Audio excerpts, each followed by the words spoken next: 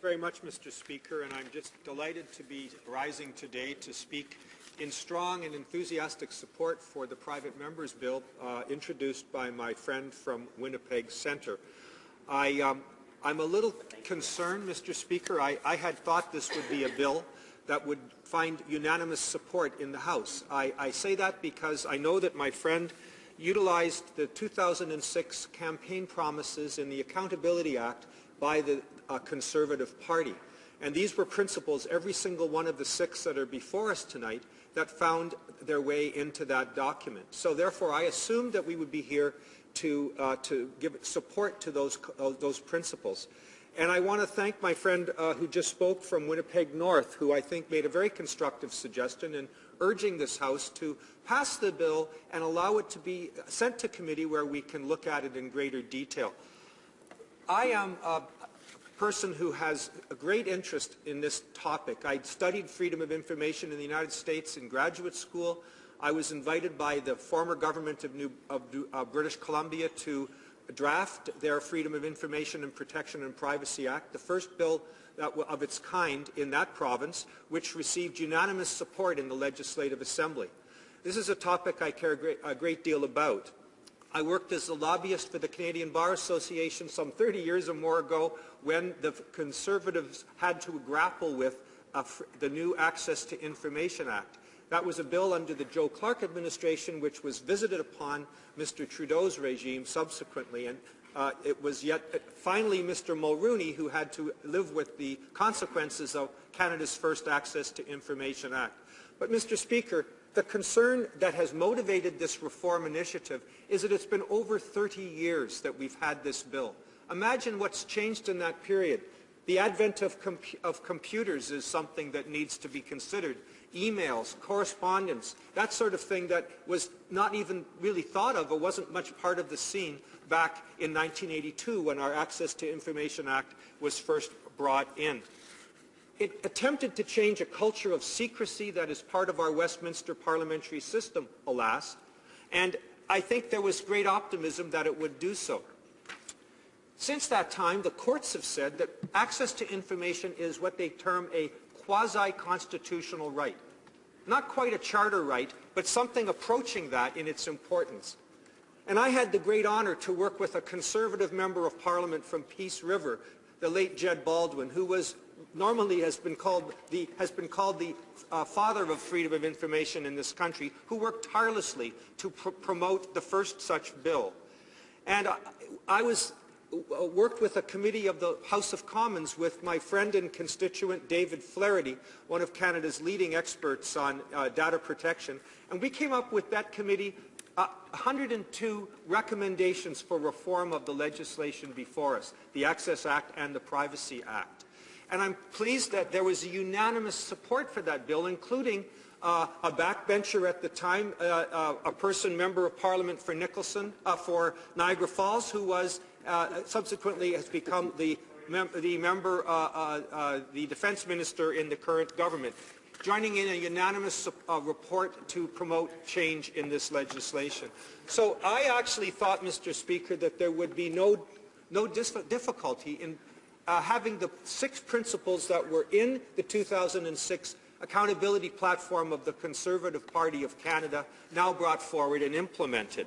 And those 6 elements, and I've heard the parliamentary secretary speak to them, I think deserve some greater attention. The first element that is the order-making power. Not to simply have an ombudsperson who recommends to government what they should do, but an order-making power. That was the centerpiece of the legislative change in Ontario, Quebec, British Columbia, Newfoundland, Saskatchewan, Alberta, and on it goes. Everyone has that power. The federal government chooses not to. And most critics, and I concede that the parliamentary secretary is right in referring to John Reid and Mr. Grace, in saying they didn't think that was necessary, but subsequently that has been certainly what most critics have said is required. The second thing that is in this bill is the expansion to Crown corporations, officers of Parliament, and the like.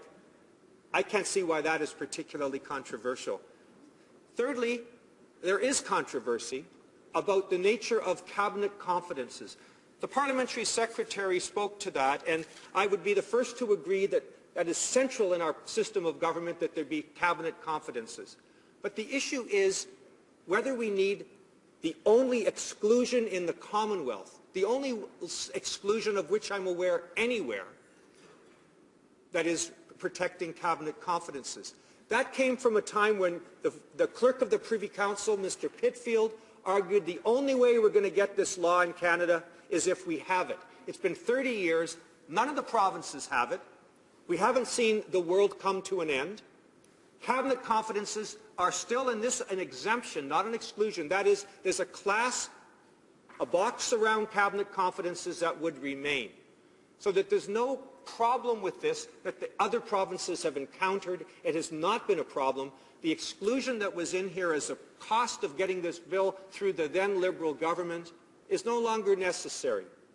And I believe that that's something that would bring us into I think, harmony with what other provinces uniformly have. My friend from Winnipeg Centre stressed the importance of the fourth element, which was the requirement to create records, to document government, to not have an oral culture. And if you talk to archivists and talk to people who work in the public service, they will acknowledge that there needs to be such a section. There needs to be a place so we can go and find out what the government is doing with our money to create records that are the public's. The next thing that was talked about, which is the public interest override, is something that is likewise found, certainly in the British Columbia and Ontario statutes, and I believe others as well, and not something that has proven to be a great obstacle. I concede the drafting of that vis-a-vis the other exemptions does need attention, and that's something, again, at committee could be done and given some attention. The last issue that was problematic, and the one that the parliamentary secretary began his remarks with, is the policy advice exemption. Those in the freedom of information business call this the Mack Truck Clause. That is, everything can become advice to government and then not be able to be seen. So what is in place now is a class exemption. If you call yourself policy advice, that's the end of the story.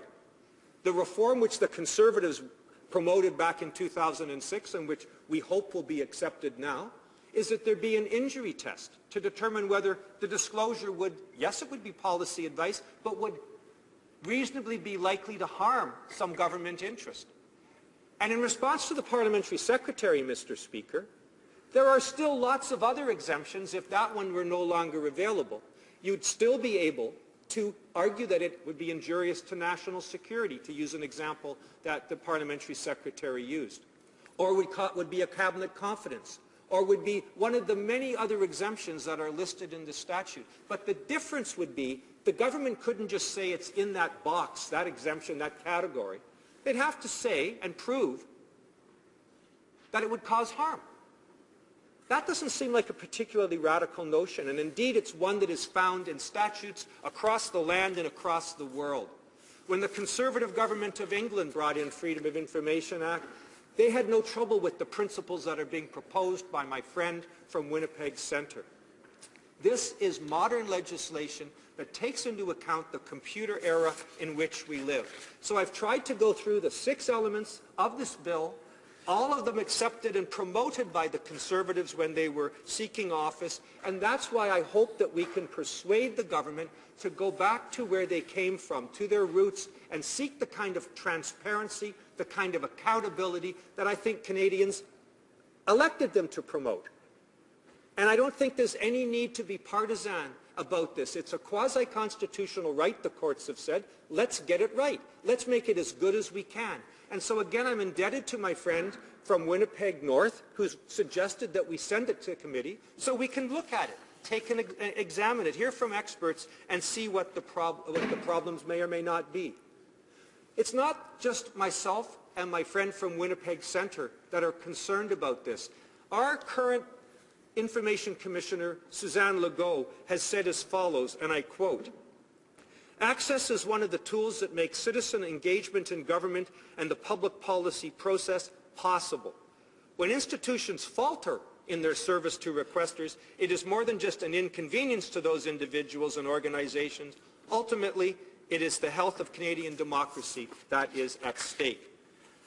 30 years later, we stand before this House again to try to realize the dream that Canadians have of an accountable government, and access to information is the root of that. I say it's time, Mr. Speaker, to join together and create a transparent and accountable government through this legislation. Thank you. Well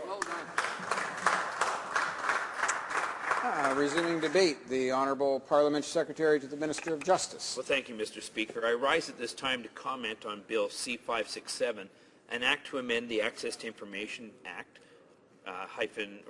Transparency and Duty to Document, close bracket. This private member's bill by the Honourable Member for Winnipeg Centre would make a number of amendments to the Access to Information Act. Mr. Speaker, I don't know if the members of this House are aware that the NDP member from Winnipeg Centre introduced his first private member's bill to amend the Access to Information Act in May of 2008. Bill C-554 was, at the time, entitled An Act to Amend Access to Information Act, open government, close bracket. But let me tell you that the proposals contained in that bill were not new. The Member of Parliament was essentially introducing proposals developed by Information Commissioner John Reid in 2005.